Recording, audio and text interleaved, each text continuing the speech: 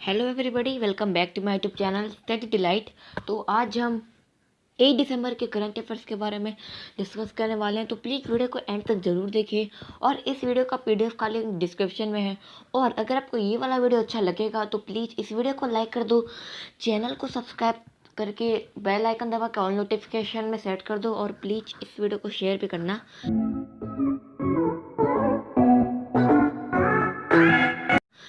आगे बढ़ते हैं क्वेश्चन नंबर 1 की तरफ। क्वेश्चन नंबर 1 ये है, which company has signed pact with NSIL to launch India's first private remote sensing satellite. किस कंपनी ने NSIL के साथ पैक्ट साइन किया है इंडिया का पहला प्राइवेट रिमोट सेंसिंग सैटेलाइट को लॉन्च करने के लिए? तो इसका आंसर होगा option number B, Pixel. Space startup Pixel has signed an agreement with state-run New Space India Limited (NSIL) to launch the country's first private remote sensing satellite on an ISRO PSLV rocket in early 2021। तो pixel ने NSIL के साथ एक agreement sign किया है to launch country India का पहला private remote sensing satellite को लॉन्च करने के लिए। और ये लॉन्च होगा इसरो PSLV रॉकेट में 2021 के अर्ली यानी कि जनवरी, फरवरी या फिर मार्च में लॉन्च होगा। आगे बढ़ते हैं क्वेश्चन नंबर 2 की तरफ। क्वेश्चन नंबर 2 ये है, which space agency passenger and flight engineer has grown a radius crop in international space station. किस स्पेस एजेंसीज के पैसेंजर और फ्लाइट इंजीनियर ने एक रेडिश क्रॉप ग्रो किया इंटरनेशनल स्पेस स्टेशन में? तो इसका आंसर होगा option number A, NASA. NASA astronaut Kate Rubins harvested the first ever radish crop grown on the International Space Station। तो नासा के एस्ट्रोनॉट केट रूबिन्स ने पहला radish crop international space station में harvest किया है। और ये कब किया है ये आप मुझे कमेंट्स में बता सकते हैं। आगे बढ़ते हैं क्वेश्चन नंबर 3 की तरफ। क्वेश्चन नंबर 3 है, विच बैंक हैज़ लॉन्च्ड कृषि ओवरड्राफ्ट स्कीम। किस बैंक ने कृषि ओवरड्राफ्ट स्कीम लॉन्च किया है? तो इसका आंसर होगा option number D, Karnataka Vikas Grameen bank.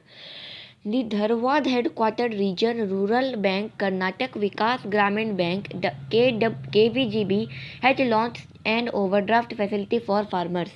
तो Dharwad headquarter regional rural bank KVG bank ने ओवरड्राफ्ट फैसिलिटी लॉन्च किया फॉर फार्मर्स के लिए। और इसमें क्या होगा कि फार्मर्स को ओडी फैसिलिटी मिलेगा। इसमें क्या होगा कि फार्मर्स को एक इरिगेटेड लैंड के लिए 1.5 लाख रुपीज़ मिलेगा और एक ड्राई लैंड के लिए 1 लाख रुपीज़ मिलेगा। तो इसका आपको PDF नोट्स मिल जाएगा डिस्क्रिप्शन में, बाकी आप वीडियो से भी आप देख सकते हैं। आगे बढ़ते हैं क्वेश्चन नंबर 4 की तरफ। क्वेश्चन नंबर 4 ये है, एशियन डेवलपमेंट बैंक यानी कि ADB signed $190 million of sovereign and non sovereign loans to which state government to upgrade power distribution. तो ADB ने $190 million sovereign and non sovereign loans से किस स्टेट गवर्नमेंट को दिया है पावर डिस्ट्रीब्यूशन को अपग्रेड करने के लिए? तो इसका आंसर होगा option number D, Karnataka. ADB has agreed to provide a combined sovereign and non-sovereign loan amounting to $190 million for the upgrade and modernization of power distribution system Bengaluru city में in the Indian state of Karnataka. तो ये मैं आपको बता चुका हूँ उस question में, आपको PDF तो मिल ही जाएगा। आगे बढ़ते हैं क्वेश्चन नंबर 5 की तरफ। क्वेश्चन नंबर 5 ये है, the first Indian racer who wins the formula 2 grand prix. पहला इंडिया का रेसर जिसने फार्मूला 2 ग्रैंड प्रिक्स जीता है। तो इसका आंसर होगा option number A, Jehan Daruvala. Promising Indian racer Jehan Daruwala created history when he became the first Indian to win a Formula 2 race during the Sakhir Grand Prix। तो Sakir grand prix जो कि formula 2 race है उसमें India के racer जिहान दरूवाला ने first time इस Sakir grand prix में जीता है। और ये इंडिया के रेसर है जो फर्स्ट टाइम जीते हैं। आगे बढ़ते हैं क्वेश्चन नंबर 6 की तरफ। क्वेश्चन नंबर 6 ये है, who has been appointed as DDCA's new cricket advisory committee. तो DDCA के न्यू CAC किसे अपॉइंट किए हैं? तो इसका आंसर होगा option number D, Atul Vasan. The Delhi and districts cricket association यानी कि DDCA named former Indian player Atul Vasan as the chairperson of the cricket advisory committee for the upcoming season. अगले सीजन के लिए अतुल वसन को DDCA ने क्रिकेट एडवाइजरी कमेटी के chairperson बनाया है। आगे बढ़ते हैं क्वेश्चन नंबर 7 की तरफ। क्वेश्चन नंबर 7 ये है, international day of banks is observed on which date. तो इंटरनेशनल डे ऑफ बैंक कब मनाया जाता है, तो इसका आंसर होगा ऑप्शन नंबर ए 4 दिसंबर। International day of bank is observed globally on the 4 दिसंबर। और हाँ, ग्लोबली का मतलब होता है कि पूरे वर्ल्ड में इंटरनेशनल डे ऑफ बैंक 4 दिसंबर को मनाया जाता है। आगे बढ़ते हैं क्वेश्चन नंबर 8 की तरफ। क्वेश्चन नंबर 8 है, the meeting of counter narcotics worker group was held between which countries. तो काउंटर नारकोटिक्स का मीटिंग का वर्किंग ग्रुप कौन से कंट्रीज के बीच में हेल्ड हुआ था, तो इसका आंसर होगा इंडिया और यूएसए, यानी कि India USA. India and US have agreed to enhance their collaboration on counter narcotics regulation and law enforcement and identified areas for joint action and coordination on this important issue.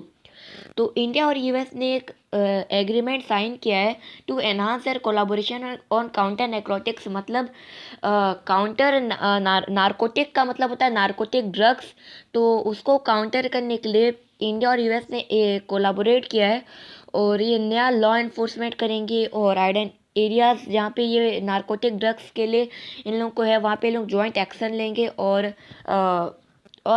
ये रहा इसका PDF। बाकी हम लोग आगे बढ़ते हैं question number 9 की तरफ। क्वेश्चन नंबर 9 ये है, the RTGS system of transaction will be made available around the clock with effect from which day. RTGS system of transaction available होगा कब से होगा अवेलेबल, तो इसका आंसर होगा option number D 14 December 2020। It has been decided to make RTGS available around the clock on all days of the year with effect from December 14, 2020। तो RBI के governor Shaktikanta Das ने कहा है कि RTGS सिस्टम से फंड ट्रांसफ़र होगा banks में और इसका इफेक्ट अप्लाई होगा December 14, 2020 से। आगे बढ़ते हैं क्वेश्चन नंबर 10 की तरफ। क्वेश्चन नंबर 10 ये है, all India radio writer passed away recently, who is he. तो ऑल इंडिया रेडियो के राइटर की अभी रिसेंटली डेथ हो गई है, तो इनका ये कौन है, किसने ऑल इंडिया रेडियो को लिखा है, तो इसका आंसर होगा option number D Madhukar Gangadhar. Eminent Hindi writer Madhukar Gangadhar passed away. He was the lead storyteller of the New Story movement. He was an associate of Renuji in Patna Akashwani, director of All India Radio in Allahabad, and deputy director general at Delhi AIR. तो हिंदी के writer Madhukar Gangadhar की death हो गई है और ये lead story teller थे new story movement के। ये पटना आकाशवाणी में रेणु जी के एसोसिएट थे और साथ ही साथ ये ऑल इंडिया रेडियो के डायरेक्टर थे जो कि इलाहाबाद में है और ये दिल्ली AIR के डिप्यूटी डायरेक्टर जनरल थे।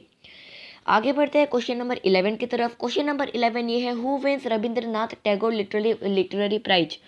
किसने रविंद्रनाथ टैगोर लिटरेरी प्राइज 2020 जीता है, तो इसका आंसर होगा option number B Rajkamal Jha.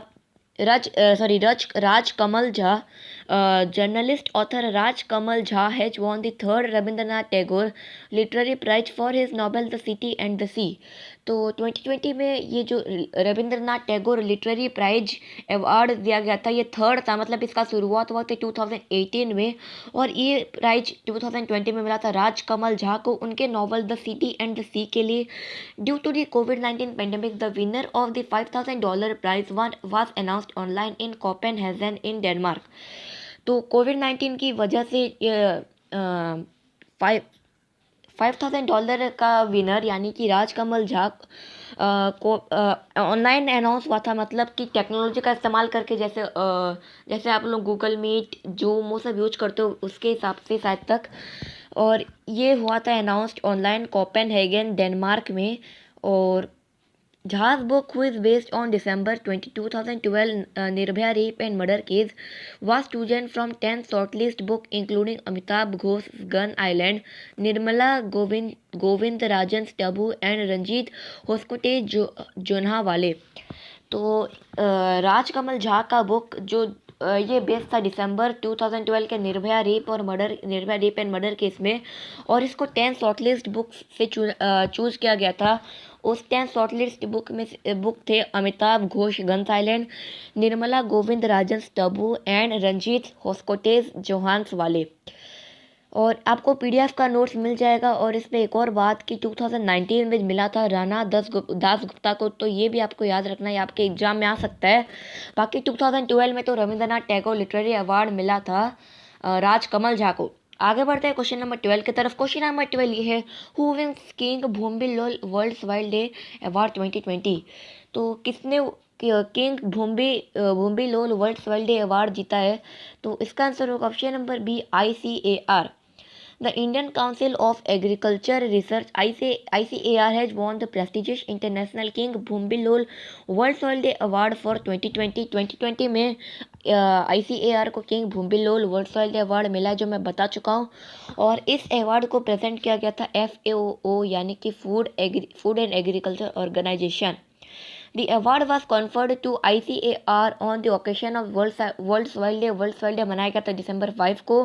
और ये अवार्ड उनको मिला था royal highness princess Maha Chakri Sirindhorn of Thailand during an event in Bangkok in January 2021। Sorry, मतलब ये अवार्ड दिया जाएगा 2021 में जनवरी में बैंकॉक में, जो कि थाईलैंड का कैपिटल है। और ये अवार्ड ICAR को प्रिंसेस महाचक्री सिरिंधोन, जो कि थाईलैंड की है, वो ये अवार्ड ICAR को देगी।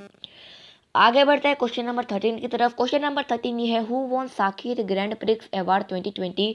किसने साकिर ग्रैंड प्रिक्स अवार्ड 2020 जीता है? तो ये रहा आपके लिए चार option, Lewis Hamilton, L Norris, Sergio Perez, A Albon. आप प्लीज़ इस क्वेश्चन का आंसर कमेंट्स में बताइए। जो ये आंसर पहला देगा उसको मैं एक हार्ट भी दूंगा। और अगर आपको ये वाला वीडियो अच्छा लगा तो प्लीज़ इस वीडियो को लाइक कर दो, चैनल को सब्सक्राइब कर दो, और चैनल को सब्सक्राइब करके ऑल नोटिफिकेशन बेल आइकन दबा के ऑल नोटिफिकेशन में सेट कर दो। और प्लीज़ इस वीडियो को शेयर कर दो। और थैंक्स फॉर वॉचिंग।